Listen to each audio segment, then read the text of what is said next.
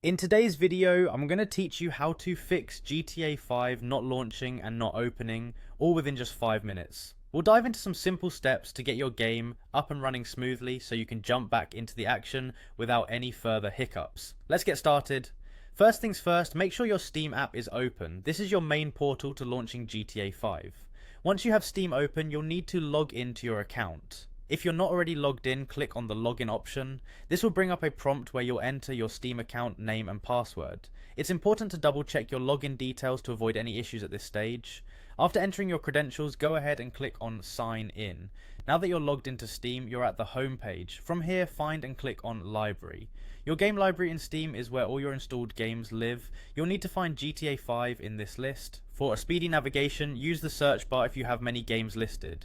Once you've located Grand Theft Auto 5 in your library, right-click on the game. You'll see a menu with several options. Select Properties. This brings up the menu where you can adjust various settings for your game. Within these properties, look for the Installed Files tab. This section is key for addressing launching issues. Next, you're going to verify the integrity of your game files. This is a crucial step. It allows Steam to check if any files are missing or corrupted, and then automatically replace them. Within the properties, click on Verify Integrity of Game Files. Depending on the speed of your internet connection, this process might take a little time, but it's certainly worth it. After verifying the game files, the next step involves making sure GTA 5 has the necessary permissions to run properly.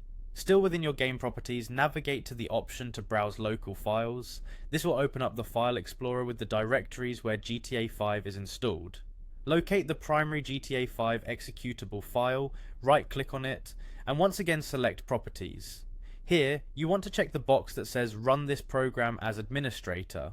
Running the game as an administrator can often bypass any restrictions that might prevent it from launching correctly. Once you've applied these changes, close out of the properties and try launching the game again. These steps should help alleviate most issues related to GTA 5 not launching or opening.